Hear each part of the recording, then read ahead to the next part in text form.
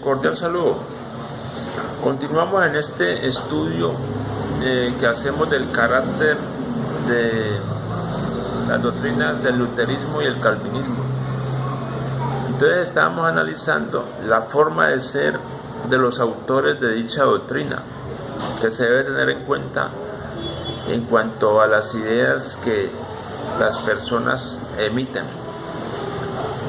Cada persona emite una idea de acuerdo a su carácter y a su origen psicológico y también a su origen social. Entonces continuamos con el estudio muy preciso que hace este autor Erich Fromm en su libro El miedo a la libertad.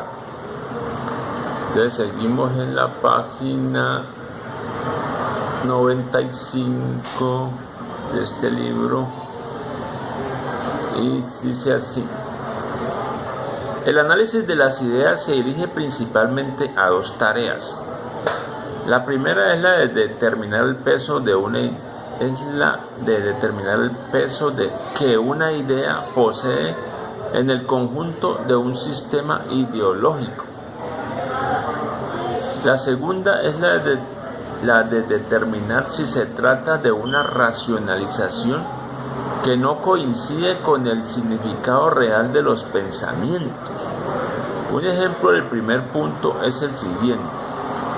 Dentro de la idea hitlerista, la importancia atribuida a la injusticia del Tratado de Versalles desempeñaba un papel formidable, y además era cierto que Hitler estaba sinceramente indignado con respecto a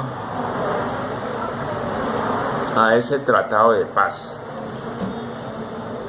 Pero si analizamos toda su ideología política, veremos cómo sus fundamentos están constituidos por un intenso deseo de poder y de conquista, y que a pesar de la importancia concedida conscientemente a la injusticia que se le hizo a Alemania, en realidad este pensamiento pesaba muy poco en el conjunto de sus ideas.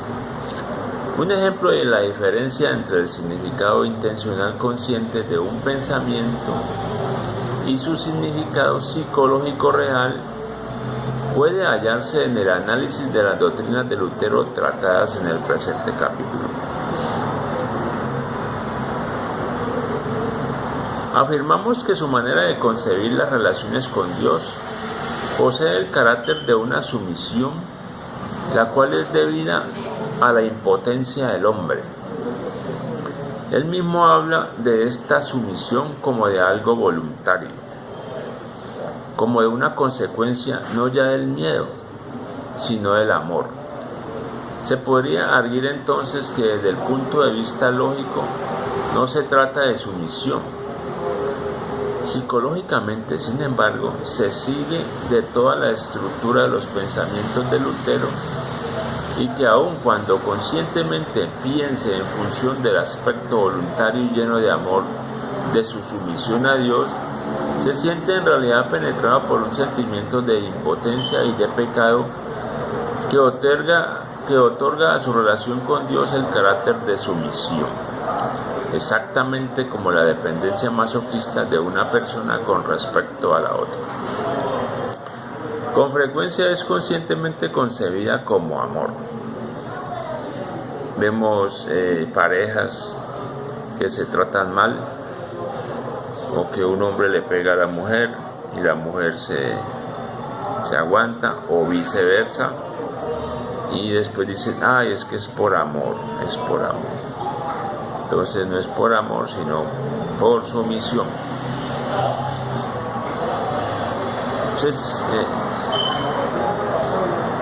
se siente en realidad penetrado por un sentimiento de impotencia y de pecado que otorga a su relación con Dios el carácter de sumisión, exactamente como la dependencia masoquista de una persona con respecto a la otra.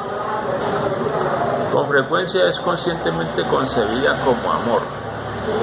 Desde el punto de vista del análisis psicológico, por lo tanto, la objeción de que Lutero dice algo diferente de lo que según nosotros, quiere realmente decir, si bien inconscientemente, tiene poca importancia. Creemos que ciertas contradicciones de su sistema pueden ser entendidas tan solo por medio del análisis del significado psicológico de sus conceptos. En el siguiente análisis del protestantismo, he interpretado las doctrinas religiosas de acuerdo con su significado según el contexto de todo el sistema. No cito frases que contradigan algunas de las doctrinas de Lutero o de Calvino. Sí he llegado al convencimiento de que su importancia y sentido son tales que no constituyen contradicciones reales.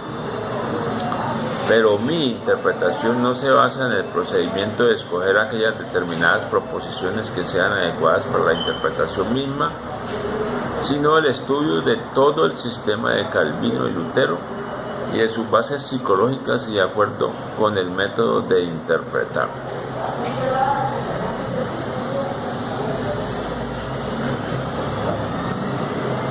Y de acuerdo con el modo de interpretar sus elementos aislados a la luz de la estructura psicológica de todo el sistema. Si queremos entender qué es lo nuevo en las doctrinas de la Reforma, debemos primero considerar lo esencial de la teología de la Iglesia medieval. Al intentar hacerlo, hay que enfrentar la misma dificultad metodológica que hemos discutido en conexión con conceptos reales tales como sociedad medieval y sociedad capitalista.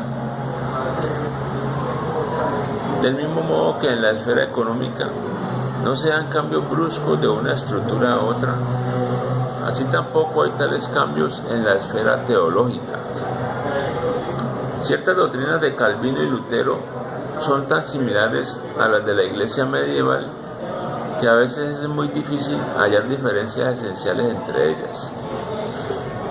La Iglesia católica, como el calvinismo y el protestantismo, siempre había negado que el hombre pudiese salvarse por la sola fuerza de sus virtudes y de sus méritos, que pudiera dejar de utilizar la gracia divina como medio indispensable de salvación. Sin embargo, a pesar de todos los elementos comunes entre la nueva y la vieja teología, el espíritu de la Iglesia católica fue esencialmente distinto del de la Reforma, especialmente con relación al problema de la dignidad y la libertad humanas y al efecto de las acciones del hombre sobre su propio destino. Determinados principios fueron característicos de la teología católica durante el largo periodo anterior a la Reforma. La doctrina según la cual la naturaleza humana, aunque corrompida por el pecado de Adán, tiene una tendencia innata hacia lo bueno. El principio de que la voluntad del hombre es libre para desear lo bueno, que los esfuerzos del hombre son útiles para su salvación y que el pecador puede salvarse por medio de los sacramentos de la Iglesia fundados en los méritos de la muerte de Cristo. No obstante, algunos de los teólogos más representativos, como